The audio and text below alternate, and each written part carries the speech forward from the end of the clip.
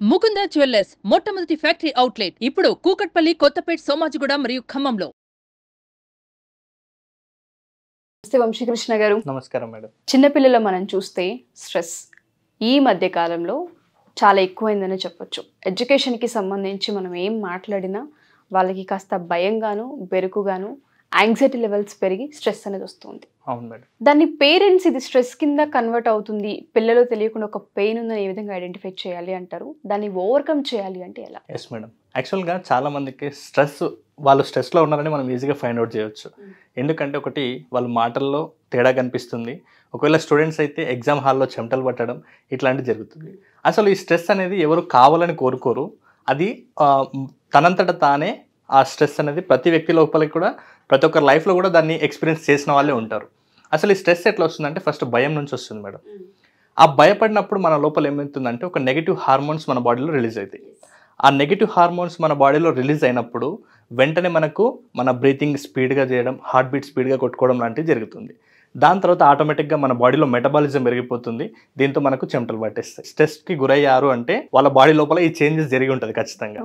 అంటే దీనికి మూలం ఏంటంటే ఫస్ట్ అక్కడ భయం. ఆ భయం ఎట్లా వస్తుందంటే చాలా మంది పిల్లలకి ఫస్ట్ ఒక పర్సన్ యొక్క పర్సనాలిటీని ఎప్పుడు డిస్క్రైబ్ చేయొచ్చు అంటే ఆ వ్యక్తి చిన్నగా ఉన్నప్పుడు, అంటే బాల్యంలోనే ఆ వ్యక్తి యొక్క పర్సనాలిటీ కంప్లీట్గా తను ఏంటి అనేది అర్థమైపోతాయి అనమాట. పిల్లల లోపల ఈ భయం లేకుంటే ఇన్సెక్యూరిటీ ఎలా వస్తుందంటే చాలా మంది పేరెంట్స్ పిల్లలకి దూరంగా ఉంటారు. పిల్లలకి దూరంగా ఉన్నప్పుడు పిల్లల్ని హాస్టల్లో వేయచ్చు, లేదు అంటే మన బంధువుల ఇళ్ళలో ఉండొచ్చు. మొత్తానికి పేరెంట్స్ పిల్లలకి ఎప్పుడైతే దూరంగా ఉంటారో వాళ్ళ లోపల ఒక అభద్రతా భావం, అపనమ్మకం స్టార్ట్ అవుతుంది. ఇలా వాళ్ళ బాల్యంలో అలా అపనమ్మకం, అభద్రతా భావం వచ్చినప్పుడు ఇలాంటి వాళ్ళే మ్యారేజ్ అయిన తర్వాత ఎక్కువ డౌట్స్ క్రియేట్ చేసుకుంటారు. ఎక్కువగా అనుమానించడం ఇలాంటివి ఎక్కువ గురవుతుంటారు పిల్లల లోపల. రిలేషన్షిప్ దెబ్బతీస్తుంది. స్టడీస్ లో కూడా ఇవే డౌట్స్ రేజ్ అవుతుంటాయి. వీళ్ళకి ప్రతిదీ కూడా డౌట్ కాన్ఫిడెన్స్ ఉండదు. ఇప్పుడు ఎగ్జామ్ రాస్తుంటే ఎగ్జామ్ నేను పాస్ అవుతానా ఫెయిల్ అవుతానా ఇది ఒక డౌట్. ఈ డౌట్ తోటి ఏమవుతుంది, భయం స్టార్ట్ అవుతుంది. కాబట్టి ఫస్ట్ మాక్సిమం ప్రతి పేరెంట్ కూడా పిల్లలకి కొంచెం హాస్టల్ నుంచి దూరంగా, అంటే ఉన్నత చదువుల కోసం అయితే ఓకే, కానీ బాల్యంలో ఉన్నప్పుడే వాళ్ళ యొక్క కంప్లీట్ పర్సనాలిటీ అక్కడ డిజైన్ చేయబడుతుంది మీ చేతుల్లోనే. కాబట్టి దయచేసి పిల్లల్ని ఆ స్టేజ్లో చాలా జాగ్రత్తగా ఉంచండి. నెక్స్ట్ వచ్చేసి ఎందుకు ఈ నెగిటివ్ థాట్స్ అంటే రిపీటెడ్గా స్ట్రెస్కి గురవుతారు అంటే ఫస్ట్ టైం మేనేజ్మెంట్ సరిగా చేయకపోవడం.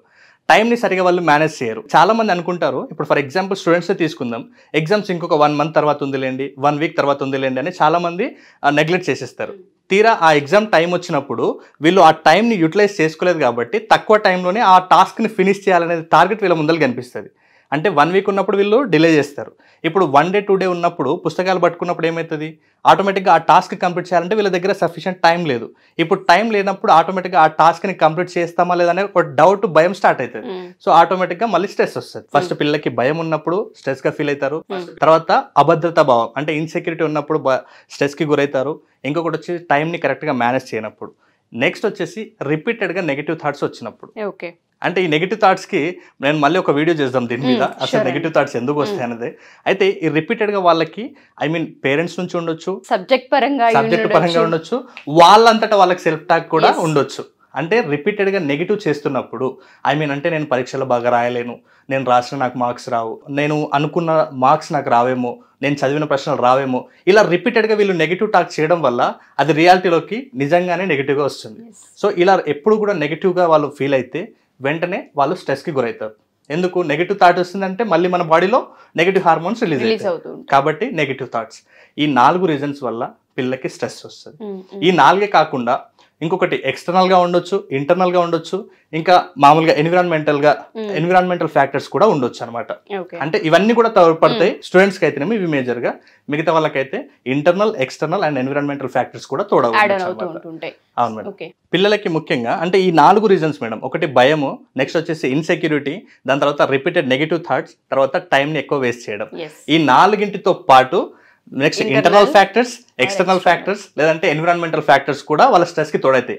ట్రాఫిక్ అంటే చిరాకు, ఆఫీస్లో బాస్ తిట్టడం వల్ల చిరాకు, లేకుంటే వాళ్ళంతటా వాళ్ళే రిపీటెడ్గా నెగిటివ్గా మాట్లాడుకోవడం, ఇవన్నీ కూడా వాళ్ళకి అవి రీజన్ అయితే అనమాట ఆ స్ట్రెస్కి గురవడానికి. సో మీరు అన్నట్టుగానే ప్రతి పేరెంట్ కూడా పిల్లల్లో గమనించాలి.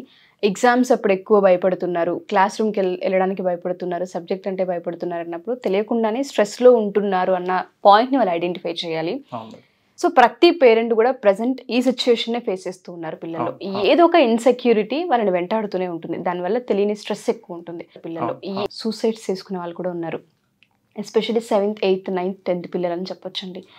పేరెంట్స్ గమనించి మా పిల్లల ఇన్సెక్యూరిటీ మేము గమనించాము, సబ్జెక్ట్ పైన ఫోకస్ చేయరు, ఇంట్రెస్ట్ ఉండట్లేదు, ఇన్సెక్యూరిటీ ఉంది, ఎగ్జామ్స్ రాగానే షివరింగ్ వస్తుంది పిల్లలకి అనుకునే పేరెంట్స్ ఎవరైతే ఉంటుంటారో, మన అపాయింట్మెంట్స్ ఆర్ మన క్లాసెస్ ఏ విధంగా తోడ్పడతాయి, మన క్లాసెస్ ఎప్పుడు ఉండబోతున్నాయి, అసలు మీతో ఎలా ఇంటరాక్ట్ అవ్వచ్చు అంటారు? ఎస్ మేడం, మీరు ఇందాక అన్నారు కదా, అంటే ప్రతి ఒక్కరికి కూడా అలాంటి ఫియర్. అయితే చాలా మంది తెలియని ప్రాబ్లం ఏంటంటే అవి అలా ప్రోగ్రామింగ్ చేయబడ్డాయి మన బ్రెయిన్లో. సొసైటీ పరంగా కావచ్చు, మన పేరెంట్స్ పరంగా కావచ్చు, స్కూల్ టీచర్స్, వాట్ ఎవర్, మన ఫ్రెండ్స్ కావచ్చు. అయితే ఆ ప్రోగ్రామ్స్ని రీప్రోగ్రామింగ్ చేసుకుంటే మళ్ళీ సెట్ అవుతారు. అది ఎలా చేసుకోవాలో తెలియక చాలా మంది సఫర్ అవుతున్నారు అనమాట. అయితే ఆ బ్రెయిన్ని రీప్రోగ్రామింగ్ చేసుకుంటే మళ్ళీ వీళ్ళు అలాంటి భయాలన్నిటి కూడా తీసేస్తారు. ఇప్పుడు for example stress, anxiety, depression ఇలాంటివన్నీ కూడా జస్ట్ మన ఆలోచన విధానం, మన బ్రెయిన్లో జరిగే ఒక చిన్న ఫంక్షన్ వల్ల ఇవన్నింటికి గురవుతారు. సో ఎవరైనా అలాంటి వాళ్ళకి హెల్ప్ కావాలిస్తే ఇక్కడ స్క్రీన్ మీద కనబడే నెంబర్కి కాలర్ మెసేజ్ చేస్తే మా టీం అపాయింట్మెంట్ కానీ లేకుంటే ఆన్లైన్, ఆఫ్లైన్ అపాయింట్మెంట్ బుక్ చేసుకోవచ్చు. లేదు క్లాసెస్కి అటెండ్ అవ్వాలనుకున్న వాళ్ళు కూడా మనకు ఇక్కడ కాల్ చేస్తే మా టీం పూర్తి డీటెయిల్స్ అందిస్తుంది. ఓకే, ఎప్పుడు ఉండే అవకాశం ఉంటుంది క్లాస్? ఈ మంత్లో ఏమన్నా ప్లాన్ చేస్తున్నాను? ఎస్ మేడం, ఇప్పుడు ప్రతి సండే కూడా అంటే స్టూడెంట్స్ అందరికీ కూడా ఇంకా కొన్ని డౌట్స్ ఉంటాయి, అంటే వాళ్ళ పేరెంట్స్కి కూడా కొన్ని డౌట్స్ ఉంటాయి, స్టూడెంట్స్కి కూడా కొన్ని డౌట్స్ ఉంటాయి. కాబట్టి వీళ్ళందరూ డైరెక్ట్గా నా దగ్గర ఇంటరాక్ట్ అవ్వడానికి నేను ఎవ్రీ సండే కూడా ఫ్రీ డెమో క్లాస్ కండక్ట్ చేస్తాను మేడం. Every Sunday 10 to 11:30. ఒకవేళ అందులో వాళ్ళకి డౌట్స్ క్లారిటీ వచ్చిన తర్వాత వాళ్ళ పిల్లలు కూడా ఇలాంటి కోర్స్ చేర్పిస్తే వాళ్ళు కూడా స్టడీస్ నుంచి అంటే స్ట్రెస్గా ఫీల్ అవ్వకుండా వాళ్ళు కూడా చాలా హ్యాపీగా స్టడీస్ని నడిపించడం కోసం మనం ఎవ్రీ మండే ఒక న్యూ బ్యాచ్ స్టార్ట్ చేయవస్తుంది. తప్పకుండా ఆ న్యూ బ్యాచ్లో ఆన్లైన్ కావచ్చు, ఆఫ్లైన్ కావచ్చు, మీ యొక్క ఆసక్తిని, మీ టైంని బట్టి అటెండ్ అవ్వచ్చు. షూర్ అండి. థ్యాంక్ యూ వంశీ గారు, thank you so much. So ఎవరైనా సరే, స్టూడెంట్స్ అయినా పేరెంట్స్ అయినా, మా ఈ ఎపిసోడ్ చూసిన తర్వాత పిల్లలు ఎగ్జామ్స్ టైంకి సంబంధించి, ఎడ్యుకేషన్కి సంబంధించి లేదా జాబ్స్కి సంబంధించి కూడా ఇన్సెక్యూరిటీ లేదా యాంగ్జైటీ లేదా స్ట్రెస్లో ఉన్నారు అని మీరు కనుక ఐడెంటిఫై చేస్తే ఖచ్చితంగా అపాయింట్మెంట్ త్రూ మీరు అప్రోచ్ అవ్వచ్చు. పర్సనల్ అపాయింట్మెంట్ ఇవ్వడం జరుగుతూ ఉంది. లేదా క్లాసెస్లోనే జాయిన్ చేయాలనుకుంటున్నాము, ఎడ్యుకేషన్కి సంబంధించి అవేర్నెస్ని క్రియేట్ చేయాలనుకుంటున్నాం, పిల్లలకి కొంత హ్యాండ్ రైటింగ్ కావచ్చు, లేదు అంటే మెమరీ పవర్కి సంబంధించి కావచ్చు అడుగుతూ ఉంటుంటారు. అవన్నీ కూడా ఈ ప్రతి క్లాస్లో చెప్పడం జరుగుతూ ఉంటుంది. ప్రతి Sunday free class, free demo ఉంటుంది. అది కూడా 10 to 11:30, గంటన్నర. ఈ గంటన్నర క్లాస్లో మీరు కావచ్చు, మీ పిల్లలు కావచ్చు జాయిన్ అయితే క్లాస్ ఏ విధంగా ఉంటుందన్నది మీకు క్లియర్గా ఎక్స్ప్లెయిన్ చేయడం జరుగుతూ ఉంటుంది. అది కనుక మీకు నచ్చితే ఖచ్చితంగా మండే నుంచి మళ్ళీ 7 days ఆన్లైన్లో క్లాస్ లేదా ఆఫ్లైన్లో క్లాస్ వంశీ గారు తీసుకుంటారు. ఎవరికైనా ఇంట్రెస్ట్ ఉండి మీరు జాయిన్ అవ్వాలి అనుకుంటే కింద స్క్రోల్ అవుతున్న కాంటాక్ట్ చేస్తూ వంశీకృష్ణ గారి మీకు పూర్తి వివరాలు అందిస్తారు. థ్యాంక్ యూ వంశీ గారు, thank you so much. Thank you madam.